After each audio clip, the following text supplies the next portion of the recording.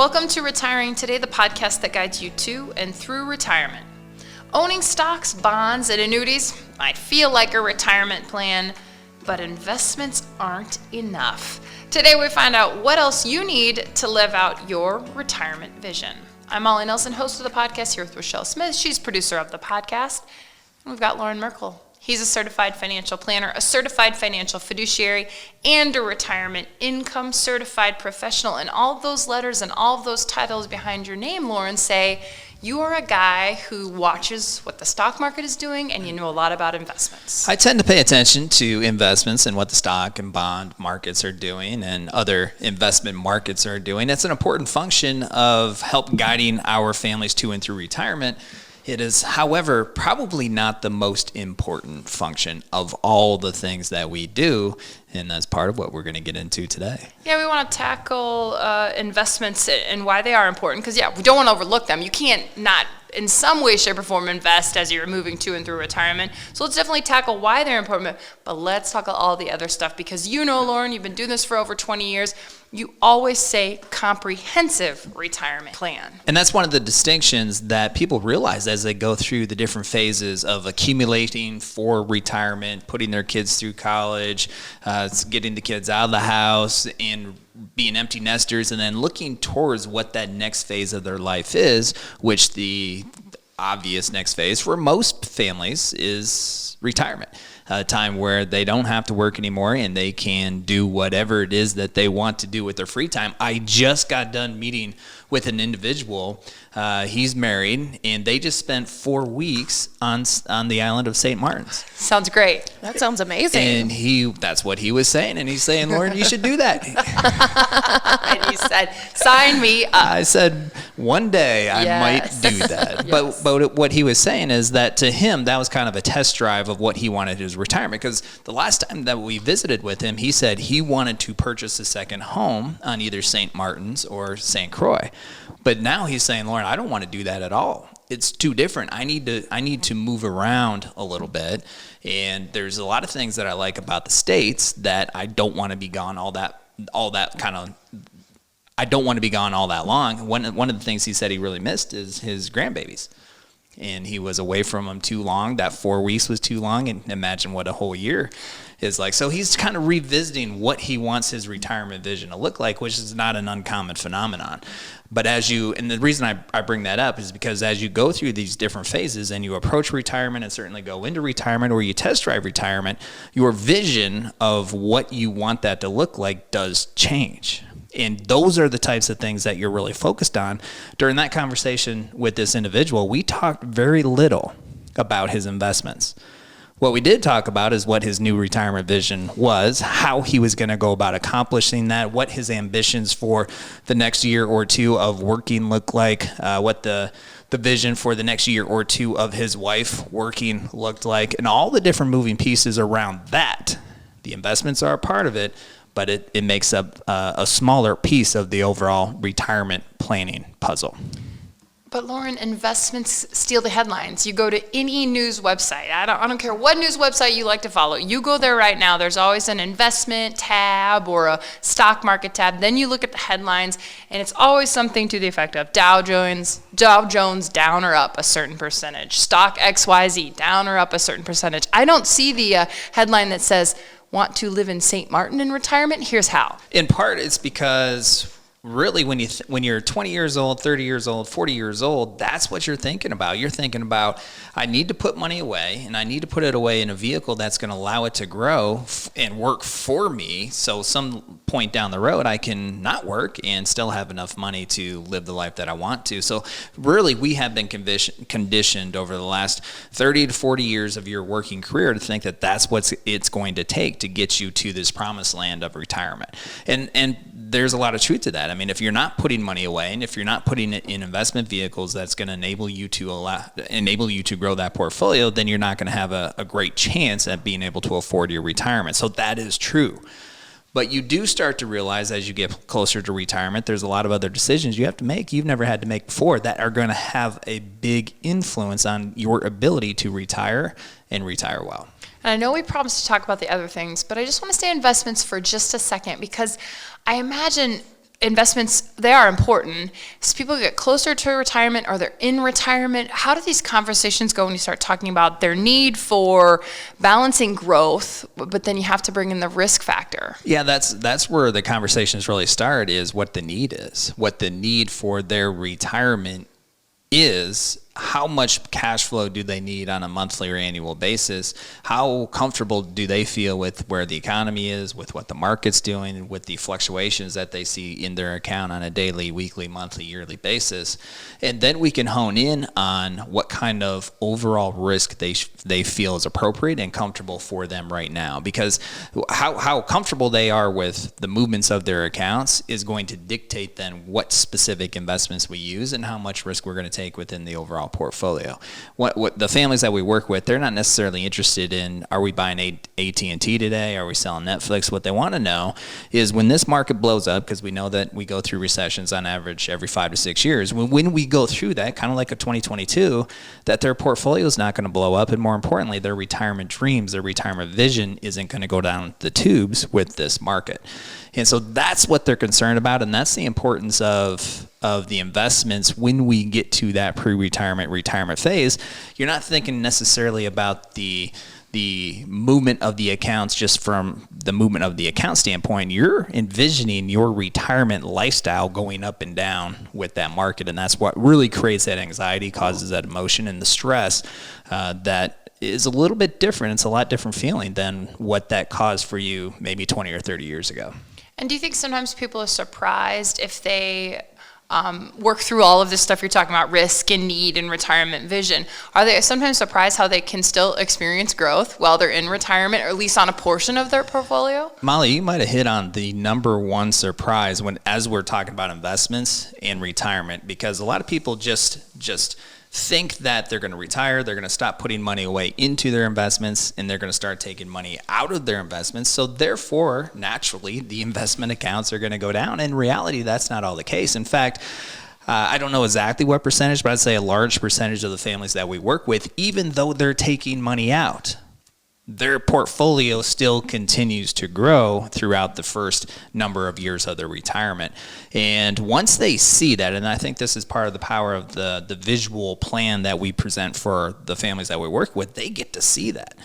So when we get together for a review 6 months, 12 months after they retire, they've been living off of income from their portfolio, and they see their portfolio has grown. What an empowering experience for them. Now, that doesn't happen every 6 to 12 months. But over the long term of their retirement, their portfolio still can experience growth even though they're taking money out.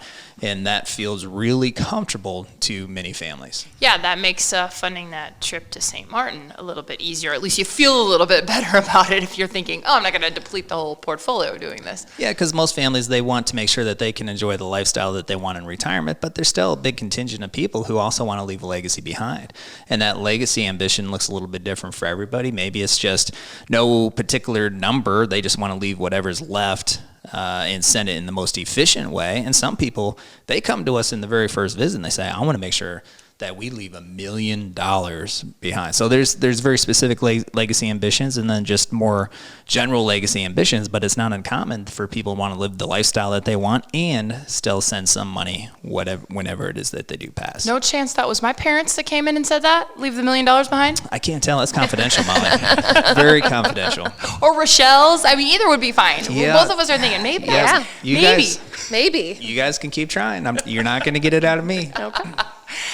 What we want to do now is talk about the other stuff, because investments are important, but you've heard Loren say it. He's talked about this comprehensive retirement plan, and we're going to get into some of the details, but I want to give you some good information about where you can see this whole thing play out. So we're going to talk a little bit about some of these aspects today, but we've got an online Journey to Retirement workshop where you will see a couple. They're going to make all the decisions that Loren's talking about. They make the investment decisions, but they make a lot of other decisions during this online Journey to Retirement workshop. Molly, and we give specific examples about how they go about finding solutions to these questions that they have. We're talking about investments. One of their goals is they want to have a recession-resistant portfolio where their lifestyle doesn't jump up and down with the markets. And we go into detail about how they make changes to their portfolio from the accumulation years that they were into now the pre-retirement years, because this couple is age 62 and they want to retire in 3 short years at the age of 65. And then we also show how they're going to deliver income, how they're going to plan to lessen the impact of the retirement tax bill, and then also build out their legacy, because they have very specific legacy goals too. What's neat about this workshop is it's complimentary. It's something you can check out at a time and a date that works good for you. So this link will be in the show notes, but here's what you need to remember. Retirewithmerkle.com. Merkle spelled Merkle. Go to that website. You can choose a time and date that works for you. You're all signed up for the online Journey to Retirement workshop. You can see this all play out. And you'll see that, yes, the retirement planners, they spend some time talking about investments, but they spend a lot of time talking about the other 5 components of a comprehensive retirement plan. Loren, what happens is if people haven't seen this online Journey to Retirement workshop, or they haven't sat down with the team here and built out a retirement plan, is that they often mistake their investments for a retirement plan. Which again is very natural, because that's what we're focused on for most of our lives. And it's not until you actually live that experience, or maybe you see a close friend or sibling, or even you watch closely to the retirement experience that your parents have, that you start to understand there's way more that goes into this retirement thing, this retirement transition, than just the investments. And that's why we're focused with a comprehensive plan on these 6 definitive components that should be involved in almost everybody's retirement plan. And the first one, of course, is the retirement lifestyle. And that is all the fun stuff, all the things that you dream about when you don't have to show up at work on Monday morning, what you can be spending your time on, whether it's golf or pickleball or pottery or crafting. I met with a family this week, in her primary activity from a hobby standpoint is crafting. And I said, what kind of crafting? She goes, all kinds of crafts, but right now it's quilting, right? So this season of her life, right now, she's just focused on quilting, but I guarantee you she's going to be at our next crafting event, whatever that may be. But that's the lifestyle stuff, and it's specific to you. And you'll notice as we're going through all this content is that your vision of whatever this is that we're talking about is going to be specific to you, and that's how your plan should be built too. And what's kind of funny there is how many people do you know sit down and talk with their financial professional and they're talking about crafting?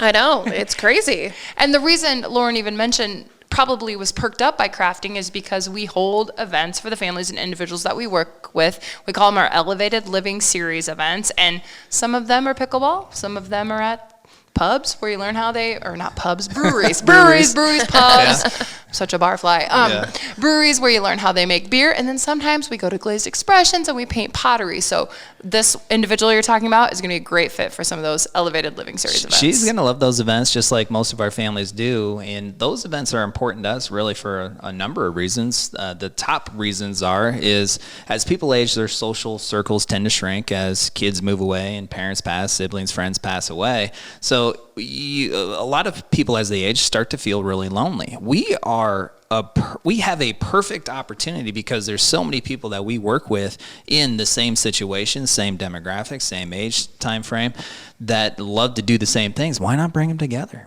Bring them together, increase their social circles, increase their social health, and hopefully that can make a really meaningful impact on their lives from a non-financial standpoint. But also that's a great way for us to get to know our families even better, right? If I wasn't talking to this individual about her hobbies outside of the financials, I would never know what she liked to do, whether it was quilting or pottery or any of the other crafting activities that she likes, and that just helps me understand her. It helps me understand where she's coming from, what she's really trying to accomplish, and then it helps me build out a better plan to help her financially accomplish all the stuff that's really important to her. I'm just thinking there's no end to your skill sets here, Merkle. Not only can you talk about like stock market trends, he loves to like talk IRS tax code. He can also talk quilting and pottery all in the same visit. Well, we have a lot of fun. And when you work with a lot of different types of people with different types of mindsets, activities, and hobbies, you learn a lot as you go. You know, the best way to learn is through experience. And I got it's going to age me a little bit. I got a lifetime of experience. Like, I got, how many years should I admit to right now of experience? You're a wise one. I have a lot of experience. Oh, wise one. And it's an experience that I've thoroughly enjoyed, and I can take the information that I've learned and apply it in a really meaningful way to help the families that we serve. One thing you've learned through your experience too, Loren, is when it comes to investments, and I'm going to circle back here because people get some ideas, and there's always a little bit of truth in these ideas, but they get these rules of thumbs. Their parents used it, they read about it, and definitely one thing that you very much caution people is about some of these rules of thumb when it comes to investments, such as the 4% rule. Is that when are people still talking about that one when they come in and visit? Actually, just yesterday, I had a 15-minute checkup call with an individual, heard about us through the podcast, also watches our YouTube channel, and I had talked with him, I think, in 2016. So this isn't the first conversation I had, but he's a little bit more serious about retirement now. And in 2016, he has always managed his own money. And what he was telling me yesterday is he's tired of it. He's tired of it. He realizes the stakes are a lot higher now, and he has to get it right. He gets one shot to get it right. He realizes that. And what he said is that he's always looked at these rules of thumb, and he was talking about this 4% income rule. He said, I have it devised out. I'm going to take 4% of my income, and I'm going to combine that with my Social Security, and he had an idea of what he wanted to do with his Social Security, but he needed help implementing all of this stuff. So to answer that question, yes, it's very prevalent still out there. And then for a little bit, we talked about how the 4% rule might work for him, but it also may not. And the difference between might or may not has everything to do with what the stock market does over the course of the next decade, because the first decade in your retirement, the first decade in his retirement, the experience that you have with the stock market is going to be the most important, impactful piece of whether or not that 4% rule works. If the next decade in the stock market is like the decade of 2000 and 2010, that 4% rule is not going to work, because your portfolio is not going to grow. In fact, it very well may lose, and you're taking 4% out at the same time. So you're either going to have to increase the percentage that you take out because your portfolio is going to be less, or his lifestyle is going to suffer. If it happens to be the decade between 2010 and 2020, then that 4% rule will probably work really well, because the market did really well between 2010 and 2020. And my point to him was, do you want to leave your income, your lifestyle, your retirement to a chance? A might or may not is what you kind of even said. That it might work, it might not. It's basically making that type of big decision and hoping that it works out. That's what the 4% rule does for those who follow it. Well, the other alternative is, let's create an intentional income plan that's devised based on the resources that he has. Let's maximize the Social Security options that he has. Let's take a look at how we're going to invest the portfolio to achieve an income that is going to furnish the lifestyle that he wants to. And then let's have a much higher probability of it working out than just hope. And that works a lot better as opposed to the 4% rule.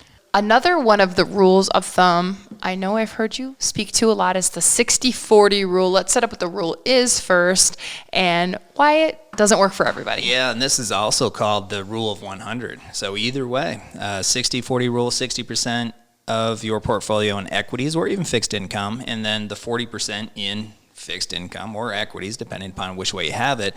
And it's also called the rule of 100, which means take your age, take 100, subtract your age, and then that's the amount of your portfolio you should have invested in equities. Either way, either one of those iterations of the rule that you want to apply, it is very much a cookie cutter approach that may have very little to do with what it is you're trying to accomplish from a retirement standpoint. It takes in absolutely zero consideration as far as the portfolio that you have. From a risk standpoint, you should be much more intentional about how you create your portfolio and the risk that you experience than saying, I'm 60 years old, so I should have 40% of my portfolio in equities. Or I heard about this 60-40. I've always kind of had a 60-40 type portfolio. It's worked for me in the accumulation years, so why wouldn't it work for me in the decumulation years? You need to be much more intentional. The 60-40, and all we have to do is look back to 2022. The average 60-40 portfolio was down over 20%. most of the families we work with do not want to be retired, taking income, and having their portfolio down over 20%. And that's because bonds haven't done well lately, is that right? 2022 bonds were down big. Bond categories, depending upon which one you were looking at, was down somewhere between 6 to in excess, hold on for it, in excess of 26%. Bonds. And again, if you're getting close to retirement, you don't have time to make up for that loss. Well, and then you couple that with the stock market losses. The NASDAQ was down 34. The S&P was down about 20. So if you have 60% of your portfolio in equities, 40% in bonds, or even 60% in bonds, 40% in equities, your portfolio went through an experience that as a retiree, you do not want to go through. Even if you're on the doorsteps of retiring, 1 year away from retirement, looking at the prospects of taking income from your portfolio 12 short months from now and having your portfolio down 20+%, that's not promising, especially in light of what most people thought they were going to see in 2023, which is another rocky performance in the stock market. And it's not too many times that we go through multiple bad years in a row, but it does happen. In 2000, the markets were down. 2001, the stock markets were down. In 2002, the stock markets were down, which is in part what made that decade a very rough decade. So are we going to go through that again? Nobody knows. But if you need to take income off of your portfolio right now or even a year from now, it definitely has you worried. And the 60-40 portfolio isn't going to get that done for you. That's where it needs to be customized based on the amount of risk that you want to take, based on the amount of risk that you need to take. And then that will determine what type of equity and bond exposure you're taking. We're talking about why investments just aren't enough as you head to and through retirement. You talked about the lifestyle plan. That's where the retirement planners here like to start with people. What do you want to do? And then you kind of work from there. You mentioned income. It's about how much income you'll need. We've talked a lot about investments. But we cannot overlook this next subject, Loren, because it's really at the heart, I think, of what distinguishes the retirement planners or a retirement plan from just having investments or maybe working with someone who specializes in accumulation, and that is talking about a long-term tax plan. We spent a lot of time so far on this podcast talking about the investments because that's where a lot of people's fears, anxiety, concerns lie.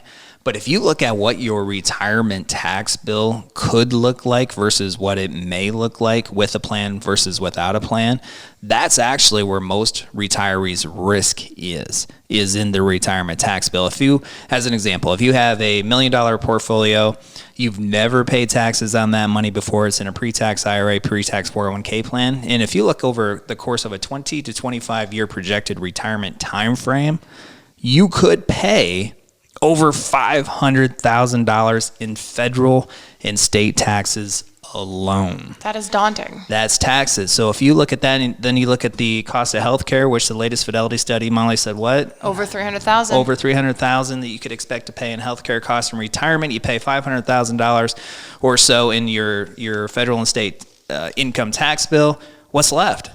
Not much to live off of. That's what you're thinking about. Now, obviously, you have some growth. You would hope to experience some growth over that 20 to 25 years time frame. So you do have more than $1 million of working capital, but it's a huge bill, and that's the point. Instead of just going to retirement, taking distributions out and saying, well, I've always paid taxes, I'm going to continue to pay taxes, not much I can do about it, you have actually a lot more options as far as how you pay your taxes in retirement than what you ever did when you're working.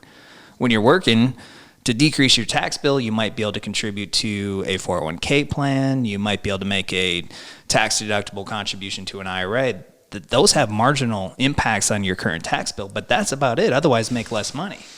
But in retirement, if you do the hard work of creating tax diversification, where you have different buckets of money that are taxed differently. So as an example, you have some money in your pre-tax IRA, you take it out, it's going to be taxed at ordinary income. If you have some money in a Roth IRA, you take it out, it's tax-free.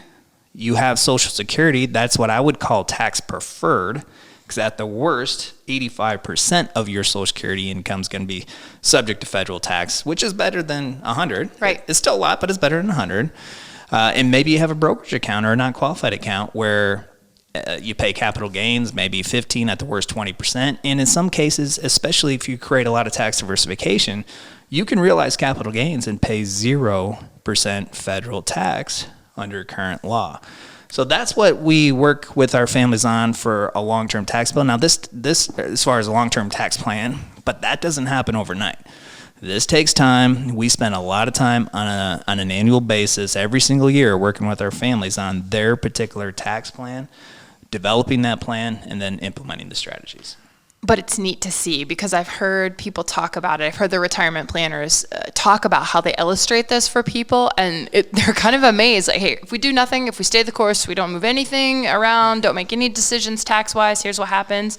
But hey, if we do step 1, step 2, step 3, here's what it looks like. And people see the real value in how much more money they have to spend in retirement. And that's why the retirement planners here at Merkle get so excited about talking about taxes. It's not because we love the tax code. That's boring for everybody. Oh, you kind of like tax code. Don't lie. We like it because of the results, the outcome that it creates by understanding what those tax laws are and how they can apply to the families that we work with. And in our conversations, as we mentioned, we're not just talking with them about their investments and the financial stuff. We're talking about their dreams. And we want to help them accomplish their dreams. And one of the ways they can do that is by decreasing their retirement tax bill. And by implementing some of these tax planning strategies, a lot of our families over the course of their retirement will knock off 6 figures on their retirement tax bill.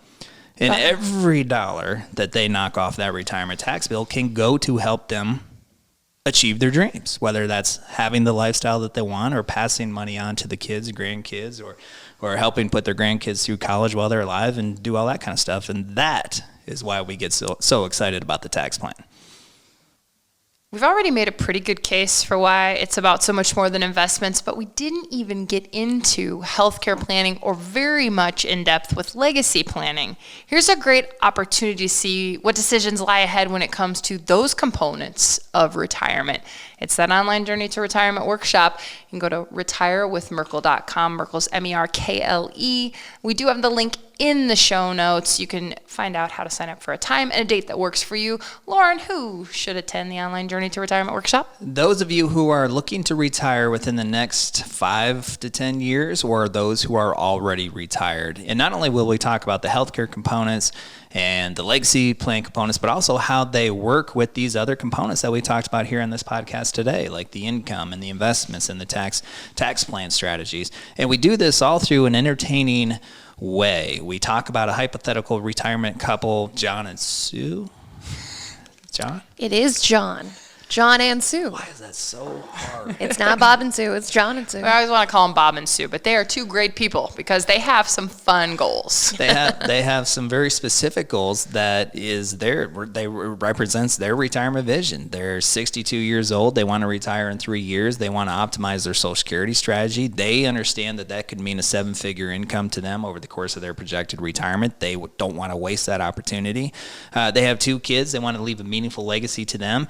And I think this is pretty cool because it does happen in real retirement for the families that we work with. Is John has his own goals, Sue has her own goals, and then they have some together goals. And we talk about how they accomplish those goals, the separate goals and the together goals with specific strategies. And people can take a lot out of that by going through that journey with John and Sue. And your goals are probably going to be different, but the strategies might look a lot of the same. And certainly it could give you some ideas of what you can do to help you realize your retirement vision just a little bit better. And if there's a chance maybe you don't know exactly what that retirement vision looks like, you hear quilting, you hear travel, and you're like, I know I want to retire, but I don't know exactly how I want to fill my time, I urge you to listen to the podcast. Just scroll back a couple of podcasts, and it's Finding Joy in Retirement with Lisa Even. She is an actual joy herself. She's a joy connoisseur, and we talked to her a little bit how to kind of figure out what that retirement vision is if you're struggling with how you'll spend your time in retirement. So once you listen to Lisa, then you know how you want to spend your time.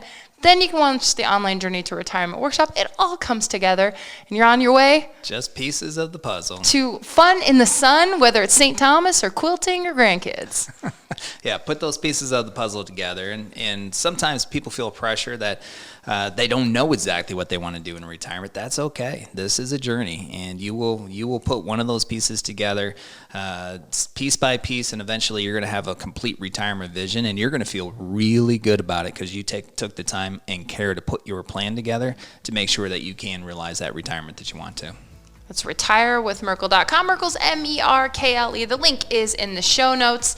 This has been Retiring Today, and we thank you for listening. Merkle Retirement Planning is an independent financial services firm helping individuals create retirement strategies using a variety of investments and insurance products to custom suit their goals and objectives. Any information discussed in these shows is for educational purposes only and should not be construed as investment, tax, or legal advice. Investment advisory services are offered through Elite Retirement Planning LLC. Insurance services are offered through MRP Insurance LLC.